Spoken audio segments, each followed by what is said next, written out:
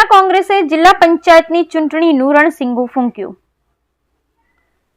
ડીસા તાલુકાના બળદ ગામે સાંસદ જ્ઞાનીબેન ઠાકોરનો સત્કાર સમારંભ યોજાયો। બનાસકાંઠા જિલ્લાના લોકલાડીલા સાંસદ જ્ઞાનીબેન ઠાકોરનો આજે ડીસા તાલુકાના બળદ ગામે સત્કાર સમારંભ યોજાયો હતો। બનાસકાંઠાની લોકસભાની ચૂંટણી પૂર્ણ થયા બાદ આજે પહેલીવાર ડીસા તાલુકાના બળદ ગામે ક્ષત્રિય સમાજના આગેવાન દેવશીના ફાર્મ હાઉસ પર જ્ઞાનીબેન ઠાકોરનો સત્કાર સમારંભ યોજાયો હતો।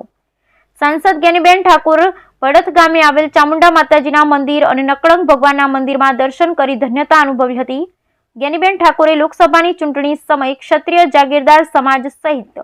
18 આલમની જનતાને સમગ્ર ગુજરાતમાંથી પ્રથમ સીટ કોંગ્રેસ પક્ષને આપી મને દિલ્હી મોકલેલ છે તે બદલ લોકસભા સાંસદ જ્ઞાનીબેન ઠાકોરે ક્ષત્રિય સમાજ સહિત 18 આલમનો દિલથી આભાર વ્યક્ત કર્યો હતો।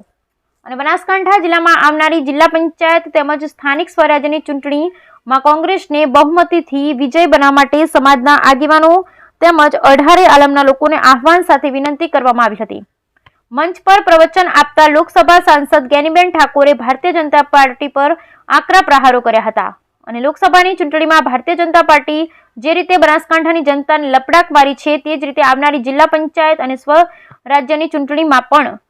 ભારતીય જનતા પાર્ટીને ભૂંડી હાર થશે તેવો પણ વિશ્વાસ વ્યક્ત કરાયો હતો।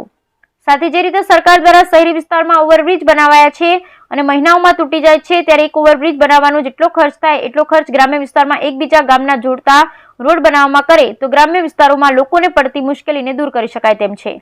જ્યારે સાંસદ જ્ઞાનીબેન ઠાકોરે પણ જાહેર જનતાને અપીલ કરી હતી કોઈ પણ ચૂંટણી આવે ત્યારે પ્રજાની વચ્ચે રહી જનતાની સેવા કરી શકે તેવા પ્રતિનિધિને વોટ આપવા માટે અપીલ કરી હતી। આજે બળદ ગામે યોજાયેલા સન્માન સમારોહમાં સાંસદ જ્ઞાનીબેન ઠાકોર સાથે જિલ્લા કોંગ્રેસ પ્રમુખ ભરતસિંહ વાઘેલા, કોંગ્રેસ પ્રદેશ કોંગ્રેસ કાર્યકારી પ્રમુખ ઇન્દ્ર વિજયસિંહ ગોહિલ, દિયોદરના રાજવી ગિરિરાજસિંહ વાઘેલા, જિલ્લા પંચાયતના પૂર્વ પ્રમુખ પીનાબેન, થરાદના પૂર્વ ધારાસભ્ય ગુલાબસિંહ રાજપૂત, ધાનેરાના પૂર્વ ધારાસભ્ય નાથાભાઈ પટેલ, કોંગ્રેસ સેવાદળના સેક્રેટરી પ્રકાશ ભરતિયા, ડીસા તાલુકા કોંગ્રેસ સમિતિના કાર્યકારી પ્રમુખ દેવસિંહ વાઘેલા, આમ આદમી પાર્ટીના પ્રદેશ નેતા ડોક્ટર રમેશભાઈ પટેલ સહિત ડીસા વોર્ડ નંબર 5 ના જગદીશભાઈ મોદી સાથે ક્ષત્રિય જાગીરદાર સમાજના આગેવાનો અને હોદ્દેદારો, મહાકાલ સેનાના યુવાનો અને કોંગ્રેસ પક્ષના આગેવાનો, હોદ્દેદારો, કાર્યકર્તાઓએ મોટી સંખ્યામાં ઉપસ્થિત રહી જ્ઞાનીબેન ઠાકોરને ફૂલહાર પહેરાવી શાલ ઓઢાડી વિશેષ સન્માન કરવામાં આવ્યું છે। બનાસકાંઠા જિલ્લાના જાગીરદાર સમાજ દ્વારા બનાસકાંઠા લોકસભાના નવની ચૂંટાયેલા સાંસદ જ્ઞાનીબેન ઠાકોરનો આજે સન્માન સમારંભ રાખવામાં આવ્યો હતો। સમગ્ર ગુજરાત રાજ્યમાં લોકસભાની ચૂંટણી દરમિયાન એક ક્ષત્રિય એકતા જોવા મળી હતી। એ ક્ષત્રિય એકતા જળવાઈ રહી આગામી દિવસોમાં પણ ભારતીય જનતા પાર્ટીને પાઠ ભણાવવાનું કામ સમસ્ત ક્ષત્રિય સમાજ સાથે મળીને કરે એ ઉદ્દેશથી આજના કાર્યક્રમનું આયોજન કરવામાં આવ્યું। આજે ભરતી મુકામે અમારા તાલુકાના કાર્યકારી પ્રમુખ દેવુભાઈએ સત્કાર સમારંભ રાખીને સૌ મતદારોનો આભાર માનવા માટેનો કાર્યક્રમ રાખ્યો। આવનાર સમયમાં ક્ષત્રિય સમાજ અને તમામ સમાજોને સાથે રાખીને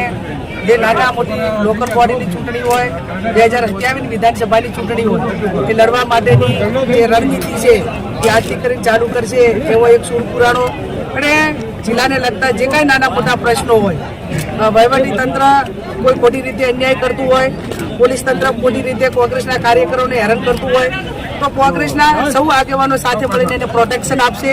અને અમારી જવાબદારીમાં જે કાંઈ નાના મોટા તમામ કામો આવતા હશે એ સરકાર, કેન્દ્ર સરકાર હોય કે રાજ્ય સરકાર હોય એ પ્રજાનો અવાજ અમે લોકો સુધી, સરકાર સુધી પહોંચાડીને એને ન્યાય અપાવવાનું કામ આવનાર સમયની અંદર અમે કરીશું। ભારતીય જનતા પાર્ટી દ્વારા હાલમાં કંઈક શિક્ષકોને ભારતીય સદસ્યતા અભિયાનમાં હા, એ વિશ્વની સૌથી મોટી કેડર બેઝ પાર્ટી અને વિશ્વની સૌથી મોટી ધનંત પાર્ટી એ મને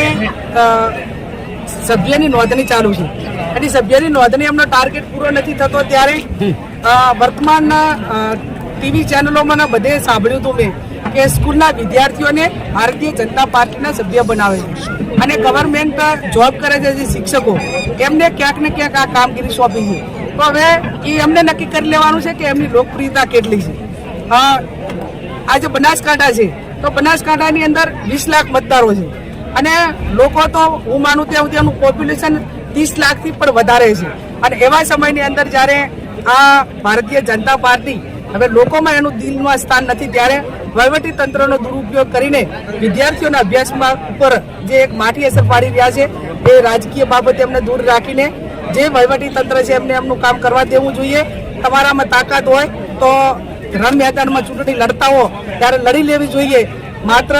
પોતામાં દમ નથી, લોકોનું કામ કરવાની તાકાત નથી અને પરિવર્તી રાજ કર્યું તો પણ વિદ્યાર્થીઓને પોલીસને વહીવટી તંત્રને આગળ કરવું પડે છે. એ એમની જે કામ કરવાની પદ્ધતિ અને સમગ્ર ગુજરાતના લોકો એમના તરફ જે નારાજગી છે એ નારાજગી વ્યક્ત થયેલી છે.